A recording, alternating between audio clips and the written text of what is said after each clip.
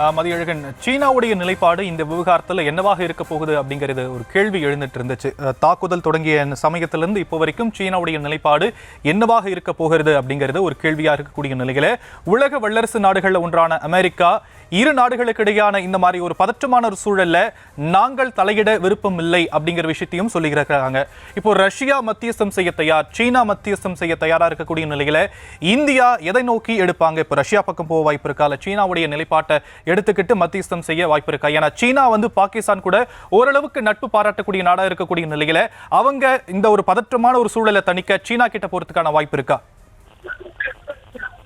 இந்தியாவை பொறுத்தவரை தனது நிலைப்பாட்டை இந்தியா ஏற்கனவே தெளிவாக கூறிவிட்டது. இந்த பதற்றத்திற்கு நாங்கள் காரணம் அல்ல, பதற்றத்தை நாங்கள் உருவாக்கவும் இல்லை, பதற்றத்தை நாங்கள் அதை அதிகரிக்கவும் இல்லை. பெஹல்காமில் தாக்குதல் நடத்தப்பட்டதுதான் இந்த பதற்றத்திற்கான தொடக்க புள்ளி, மையப்புள்ளி. அதற்கு அதாவது தீவிரவாதிகளை பழிவாங்கும் நடவடிக்கையை மட்டுமே இந்திய ராணுவம் மேற்கொண்டு வருகிறதே தவிர பாகிஸ்தானுடன் எந்த சண்டையும் தங்களுக்கு கிடையாது என்பதை இந்தியா மிகுந்த தெளிவாக பலமுறை கூறிவிட்டு இருக்கிறது. அதாவது தீவிரவாதிகள் மட்டும்தான் தங்களுடைய குறியே தவிர பாகிஸ்தான் ராணுவமோ பாகிஸ்தான் பொதுமக்களோ தங்களது குறி இலக்கு கிடையாது என்று இந்திய ராணுவம் தெளிவாக குறிப்பிட்டு இருக்கிறது. இன்றைய அதாவது இந்தியா அந்த லாகூர், இஸ்லாமாபாத் உள்ளிட்ட நகரங்களில் நடத்திய தாக்குதல் கூட காஷ்மீர், பஞ்சாப், ராஜஸ்தான் உள்ளிட்ட மாநிலங்கள் மீது பாகிஸ்தான் நடத்திய தாக்குதலுக்காக பதிலடியாக மட்டுமே அந்த தாக்குதலானது நடத்தப்பட்டதை தவிர இந்தியாவாக முன் சென்று எந்த விதமான தாக்குதலையும் நடத்தவில்லை. எனவே இந்தியாவினுடைய நிலைப்பாடு என்பது மிகவும் தெளிவாக இருக்கிறது.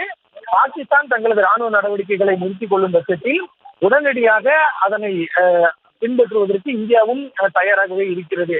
இதில் உலக நாடுகள் எல்லாம் சென்று பேச வேண்டியது பாகிஸ்தானிடம்தான் என்ற ஒரு சூழல் ஏற்பட்டு இருக்கிறது.